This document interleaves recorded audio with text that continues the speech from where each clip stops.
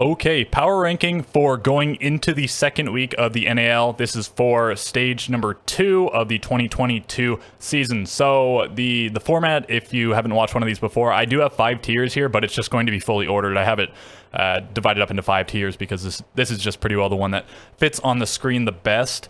And so the teams down here, I have them in order of how I had them in the previous power rankings. So we have Astralis, Oxygen, Dark Zero, Space Station, Xset, Sonics, TSM, Beast Coast, Parabellum, and Mirage. And I'm also going to show the current standings, so I'll probably be referencing this, so just so you can get the full picture of it. We have Xset, TSM, Oxygen, Parabellum, Space Station, Dark Zero, Astralis, Sonics, Beast Coast, and Mirage. Keep in mind there have only been 2 games, so the gap even between the top and the bottom is only 6 points, and there are a few ties here on points. At least they are broken by round differential. We have Xset and TSM both on 6 points, Space Station and Dark Zero both on 3 points, and Beast Coast and Mirage both on no points. So back to the other screen here. Yeah, also keep in mind, and this is very important, so normally it's really hard to call power rankings after only 1 week. This is the second stage, so we do also have the first stage to go off of, but just in any stage after only a week, after only 1 week, it is hard to call the power rankings for going forward, of course.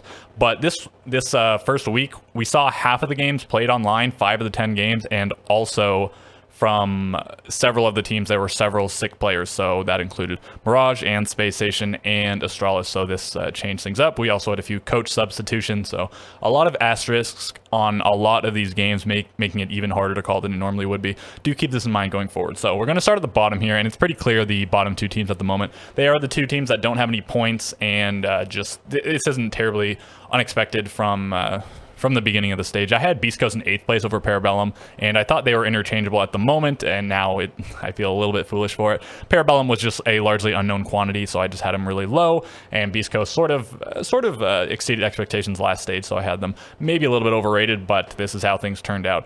Mirage, only 1 round against Xset is obviously really bad, but that was them playing online with their coach subbing in and several of those players being sick. It's a lot of stuff, so maybe they would have got a few more rounds on the board. Still don't think they would have beat Xset under normal circumstances, but anything's possible in a best of 1, I guess. And then in their other game, the first game they played against TSM, they did get 4 rounds on the board, but 2 of them they had to clutch out, and they almost clutched out another round if Nyx's RNG had been a little bit better. If Shotgun had killed Geo, if it had done like 10 or 20 more damage, then we would have gone to max regulation at least, and who knows what would have happened from there, but that is how it went down, 4-7. So I think Mirage pretty decisively last place. And then Beast Coast, they got stomped by Dark Zero. Maybe not the most concerning thing ever, considering that is the reigning major champs. They just won the major. That's the first thing they played. That also means that Beast Coast had a lot more intel on their opponents because Beast Coast didn't go to the major, and Dark Zero maybe was a little bit more tuckered out, but it didn't seem to affect them in that first game, and they just completely outclassed Beast Coast. And then Beast Coast went on to play Oxygen for the second time in a row on Theme Park. That is, each of these teams played Theme Park twice. Oxygen played against Parabellum and then Beast Coast, and Beast Coast played against Dark Zero and then Oxygen. So yeah, in that second game, they were close to at least going to overtime. They got off to a 4-0 lead, and then it was a massive comeback by Oxygen. They nearly reverse swept them, only losing 1 more round from then on and getting 7 on the board. So Beast Coast, it looked like they should have at least got a point on the board, but no, they have no points on the board. Yeah, so I think it is what it is. And then Sonics, the other team that I don't think people are really going to dispute at the moment, with this being the correct order for the bottom 3. Yeah, Sonics, I thought that they were going to bounce back pretty immediately based on what happened in the second half of last stage for them, and them just being a quite good team. They had a really bad stage overall last stage, but they managed to get into 8th place, I guess, which is still pretty bad, but I guess not as bad as 9th or 10th place. Yeah, they lost against Astralis when Astralis had to sub in their coach, which is a little bit concerning, but do keep in mind Astralis was by far the best team in stage number 1, so even with the coach in, it's not that bad. Also, probably DP Fire is one of, if not just the best player for Callout to sub in for in terms of roles and whatnot, and Callout is a former pro player. It's not like he's just a coach with no practical experience, so it could be a lot worse, and it could be better for either of these teams. Obviously, Astralis in a vacuum would have liked to get the full 3 points against Sonics, and Sonics would have liked to get 2 or 3 points against Astralis with their coach subbing in, but this is how things went down. And then they lost against TSM, and that was a big deciding thing. Both of these teams were the ones that performed the worst based on expectations going into the first stage, so they were both looking for a big comeback, and it looks like TSM is the one that has made that comeback, not Sonics. And Sonics, they were close to going overtime, and so at that point, I guess you're close-ish to winning the game, but they still did lose. They only have 1 point on the board, so here they will lie for the moment. And then moving up, things are going to look really weird from here on up, and again, it is what it is. The circumstances are causing these things to be a factor, but I'm going to put not TSM, I'm going to put Parabellum next up. No, I'm not actually. TSM next up. Yeah, so TSM is currently in second place on the standings. Again, they're only up to like 3 points ahead of the next 4 teams behind them, so in just the next game, it's possible for several teams to pass them, and then obviously like every team could pass them in the next week if TSM has just a dreadful week. So it might look weird for them to be in second on the standings and 7th here on the power ranking, but it is what it is. They only beat 2 teams below them here. They didn't beat or even play, I guess, any of the teams that I'll have above them, and combined with the fact that they had such a bad stage last stage, I'm going to need to see a little bit more before I can put them higher in the power rankings. Yeah, beating Mirage is whatever. Obviously, everyone should beat Mirage in theory at the moment, but they lost 4 rounds. They got clutched on a few times, maybe a little bit concerning. And then Sonics, who are a good team, and they nearly beat TSM, and they nearly beat Astralis with some asterisks once again, but only having beaten 2 kind of low down teams isn't terribly impressive, even though they have the full 6 points on the board. So I'm going to put them there. Next up, Parabellum. So I have the top 5 and the bottom 5 the same as before, but reordered. And I think that makes sense because if those power rankings were anywhere close to correct previously, we haven't seen enough to fully shake things up. If any of these teams had got like 0 points on the board, then I would be fine putting them down here. But because they all did something, every team here has at least a win, with Astralis only having 2 points, but still it was a win. So I'm going to keep them in the top half, and things could look massively different in the second week with TSM and Parabellum having a lot of upwards momentum, and some of these teams having some struggles that I'll talk about in a second. Yeah, Parabellum almost beating Oxygen in the first day seemed like it was either really good for Parabellum or pretty bad for Oxygen, and somewhere in the middle. I think Parabellum's looking pretty good, Oxygen struggling a little bit. Both on theme park though, so maybe if they just start going to a different map, it won't be quite as stressful. We'll talk about them. Yeah, and then Parabellum beating Astralis is really impressive, and that was with the full Astralis team, but they were playing online. DP5 were still sick. Do take these things into consideration. It's especially brutal playing with a sick player. Just that can be the difference between losing and winning, even if one's clearly the better team, and obviously if they're pretty close and one has a handicap, it's going to go a certain way, most likely, and that is how things went. And I think maybe Parabellum got the better of the map ban phase with going to Villa, but we'll have to see how each of these teams do moving forward to see who's going to go up and who's going to go down. Yeah, I think this is where I'll have Parabellum for the time being. And now we have, again, the same top 5 as before, and these are the 4 teams that went to the major plus SSG. The lowest I'm going to have is Dark Zero, and so here they are, the reigning major champions. They slapped Beast Coast in the first day, but of course that is one of the... Well, okay, so you also have to take into consideration when teams beat teams down here, especially this early, it is because, like, these teams are down here because they got slapped, right? Only 2 games to be played.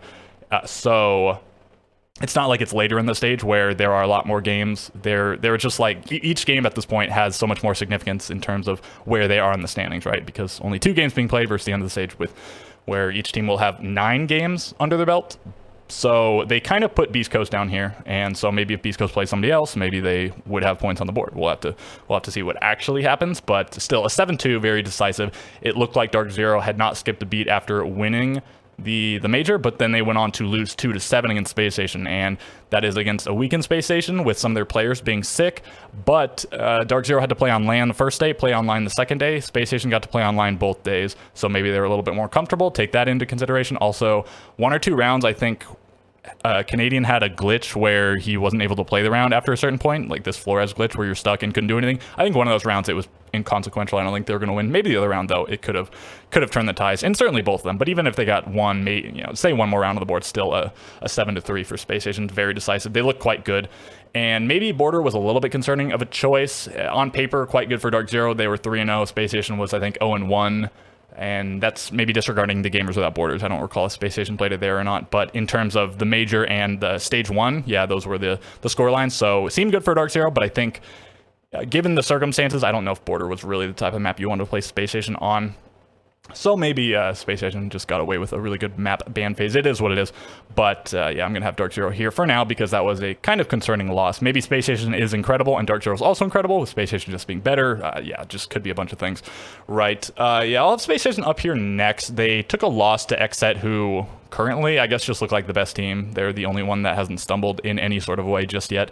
And so that's not the worst thing in the world, but the way that they lost was a little bit concerning in that Hot and Cold popped off. That's the only reason they won like 2 or 3 of their rounds. And I suppose on Xset, several other players were popping off, especially Spears. One of the best performances we've ever seen in a game above a 2.0 rating is pretty rare. What are you going to do? And then 1 or 2 of their players were also doing pretty well. But again, on Space Station, 4 players having anywhere from a pretty bad to a really bad game was quite alarming. But again, some of them were sick and they were playing online and they were not in the same, whatever. Just a lot of factors to consider, and I'm doing my best to consider them. Yeah, I'm gonna have Space Station here though, and the Dark Zero win being as impressive as it was is a big reason they are here. I guess this is technically exactly where they were before, where Dark Zero and Xset sort of traded positions in terms of being above and below Space Station, but I'll have them here at 4th, and then these are the 2nd through 4th placing teams from NA at the major. So all pretty good teams coming into the stage, and Astralis obviously has struggled the most, and this is maybe one of the most contentious placements I'll have, with Astralis having fewer points than all 4 of the 4 next teams I have below them. Space Station and Dark Zero both have 3 points, and then they're above Parabellum, who has 4 points, and they're above TSM that has 6 points, but yeah, I warned you guys there would be a little bit in the way of weird stuff. Astralis beat Sonics, and it seemed like they should have beat Sonics, and it seemed like they should have beat them more handily, but again, they had a coach subbing in, and then they lost to Parabellum, but again, one of their players was sick. Parabellum looks pretty good.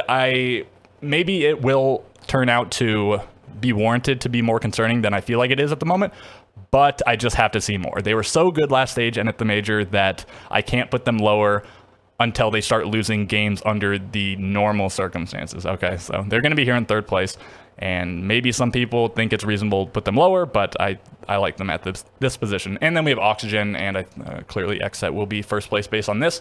Yeah, Oxygen, they have 5 points on the board, but it's been pretty scary for them thus far. They nearly lost to both teams that they played. Parabellum got off to a 4-1 lead on them. Beast Coast got off to a 4-0 lead on them, but Oxygen clawed it back both times in overtime against Parabellum and in regulation against Beast Coast. So impressive in terms of making the comeback. It was on Theme Park, very defender-sided map.